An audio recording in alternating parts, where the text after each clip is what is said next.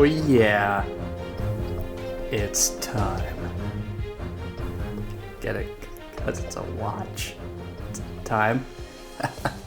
Stay tuned. Welcome to another episode of Laptop Retrospective, and today I get to finally continue my saga on watches. I am very excited to have this Ticwatch E2 in front of me, thanks to the generous cooperation of Mobvoi.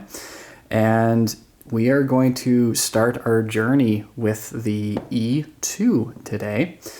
And this is actually going to be really exciting because I have literally worn the original E pretty much every day since I've gotten it. And if you haven't seen my video series on the E, then click up there and we'll gladly take you to that and tell you why I think that that is such an amazing watch. And in my opinion, it still is. So when we're looking at the E2, I'm really excited to see whether or not it can live up to the pedigree in my mind that the Ticwatch series is known for.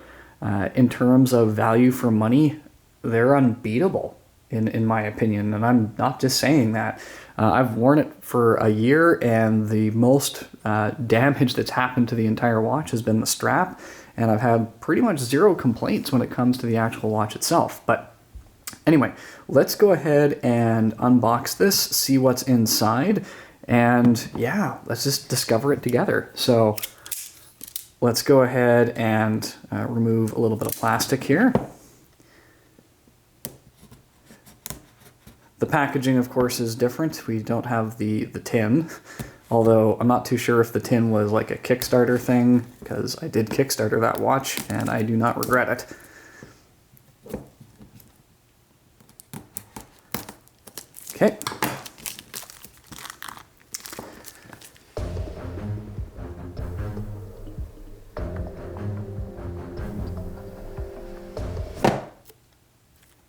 All right.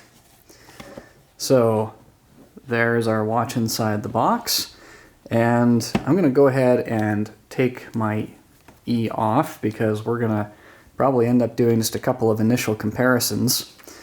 The size of the watch is pretty much identical. One thing that we will note is that the button is now on what most people would refer to as the correct side. I do remember talking to some people at Mobvoi as to why they chose to do this, and they apparently had issues with this button being actuated by the wrist being pushed up, and I actually thought that was a pretty decent reason, but I guess they've decided to go with that. So we'll pull that out of the box and see what else is included. We have our charger, and this charger appears to be a different style, and I'm very curious to know if this will actually charge the older watch and vice versa. The pinouts do appear to be the same for the most part. 1, 2, 3, 4, 1, 2, 3, 4. So it'd be very interesting to know whether or not if these chargers actually work with the old ones. Inside we have our booklet of instructions, and then we have our user's guide, which is, there we go, English. Seems to be pretty straightforward, but let's go ahead and take a look at the watch. We'll remove our foam block and undo the strap, which feels pretty robust. In fact, the whole watch feels very weighty. I would almost hazard a guess without looking that this actually might weigh a little more than the original E. I'll have to actually pull out a scale in a second and find out. So on the back, we do have our sensor array, of course, for heartbeat monitoring and all that good stuff. It's really cool to see that they've actually kept the pin for easy strap removal the same. And it also looks like we've got a series of Torx screws that we could actually remove the entire back of the watch. I wonder why, and I wonder if the choice to make this more accessible has benefits or drawbacks. But either way, that's still pretty neat to see as an initial difference.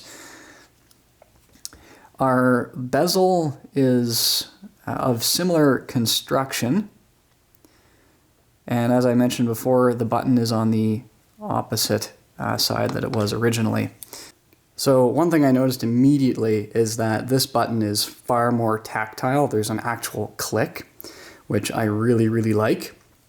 There was nothing wrong with the E side button. However, that click really does confirm the fact that it has been pressed down and properly actuated. The display is very glossy, certainly more so than the original, at least that's how it looks in terms of how much light it reflects. So that might be the screen protector I have on this one, or it could just be a different style of glass that's being used. The rubber on the strap actually feels pretty nice and soft. Yeah, a little softer than the original, so that actually fits a little bit more comfortably, I think, next to the skin. That feels kind of nice. And that would make sense. You've also got, for the lack of a better word, a sweat or a water channel on the strap itself, which makes sense considering that one of the things that they really do strongly feature is the swim-proof feature. It can go down to 5 atmospheres of water pressure.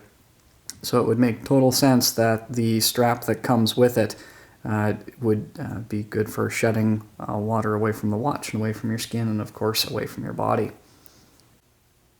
Just like before, when it comes out of the box, you've got a lot of updates to do.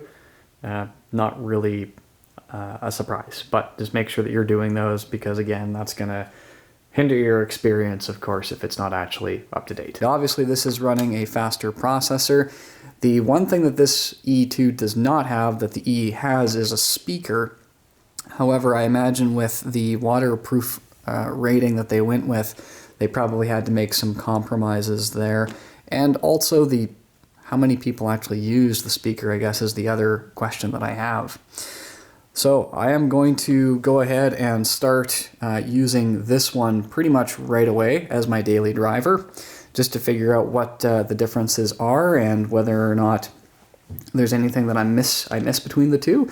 And just like the original E series, I will be continuing to update you as I use the watch for different features and functions and my opinions on which, does the E2 live up to its reputation of the E, or does the E still kind of remain the classic one that I still prefer and go back to? If you want to get more information as it is released in the videos, please consider subscribing down there. And if you liked this video, as simple as it is, feel free to hit the button that looks like this, and I will be updating you in the very near future on what I think of this watch. And I'll see you next time.